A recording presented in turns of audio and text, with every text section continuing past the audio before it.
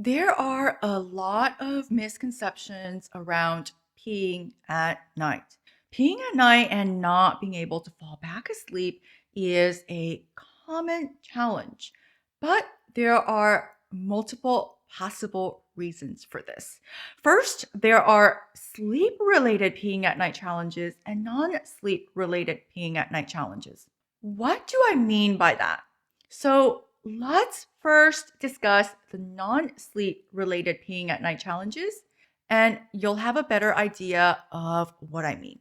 Hi there, I'm Kat Fu, and I run the Longevity Vault. I have two master's degrees, including one in biomechanical engineering from Stanford University. I've been in health optimization since 2007 with a focus on sleep and longevity. I see content tell people that peeing at night is not due to their bladder, but it's important to note that there are medical causes of nighttime peeing that are related to bladder, prostate, diabetes, or high blood sugar. Apnea can also cause someone to urinate more at night. So, if someone has sudden changes in urination frequency, volume, or urgency, they should get these medically examined. Another case is individuals who have fluid pooling in their legs from venous insufficiency or heart issues. When they lie down, fluid gets redistributed back up. And this can also contribute to increased nighttime peeing. So, these are all some examples of medically related causes that are important to consider and rule out with one's physician. But what about the generally healthy individual? When we go back to the healthy individuals who do not have a medical cause of nighttime peeing, then the peeing at night is more in the camp of a sleep related problem. And the specific pattern of peeing at night points to different potential causes and therefore different solutions. A couple of things to note here. First of all, 1 to 2 nighttime urinations in healthy kidneys is normal physiology. Our kidneys have a circadian rhythm as well, meaning they are most active in the day, late morning, and their activity gradually reduces from that peak. And while it is slowest while we sleep, that doesn't make them inactive. So, when a healthy person is waking up to urinate and then can't fall back asleep, I usually see it fall into 3 categories. The first category I see, the person has had to pee 1 to 2 times overnight all their life, since perhaps when they were a child. The problem is now they can't fall back asleep. And so this is a sleep problem, not a peeing kidney bladder problem. The second category I see is this, a phantom urge to pee. The person wakes up, goes to the bathroom, and only passes a small amount. In a healthy person, that usually points to even lighter, more easily disrupted sleep and higher activation of the stress axis for this period of their sleep window. The third category I see is this, the healthy person who started having to pee more with age in midlife. This can then point to changes in one's. By the way, if this helped, like, subscribe, and turn on notifications so you don't miss my next videos with more sleep insights that go beyond sleep hygiene. Now back to the video. Antidiuretic hormone regulation, or ADH, also known as vasopressin. The antidiuretic hormone is a hormone our brain releases to tell our kidneys to pull water back into the bloodstream. This makes our urine more concentrated and reduces urine production and reduces peeing.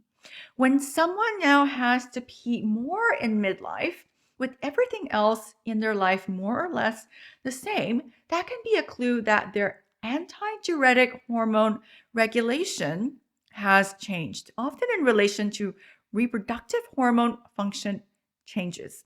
Here's how estrogen and testosterone affects this. Estrogen lowers the threshold or operating point for antidiuretic hormone release, meaning ADH can kick in at a slightly lower set point than they otherwise would. So the kidneys conserve more water and the person would pee less. In midlife, when estrogen function changes, someone's antidiuretic hormone kicks in later. Therefore, the net effect is them having to pee more. Mechanistically, we know from animal and human data that estrogen receptors are present in brain regions that govern antidiuretic hormone release. And estrogen can also affect how the kidney responds to antidiuretic hormone ADH. Testosterone, on the other hand, has a similar influence, but more of what we know about mechanism comes from animal models. In humans, what we have are observational association studies. For example, cross-sectional cohorts report that men with lower testosterone tend to report more of peeing at night. Some studies show improvement in nighttime peeing when testosterone is increased in men with low testosterone. By the way, all of that assumes the common behavioral drivers are not present: late caffeine, alcohol, salty, low potassium meals. If those are in the picture, they are the first things to look at. So, in the healthy individual whose peeing patterns have changed since midlife and they aren't drinking alcohol or coffee before bed, then changes in testosterone or estrogen function can be at play and can be a good place to look at. Here's something else worth mentioning, and you'll notice that I haven't said water, rather caffeine and alcohol. Even if you stop drinking water entirely at X p.m., you will still produce urine overnight.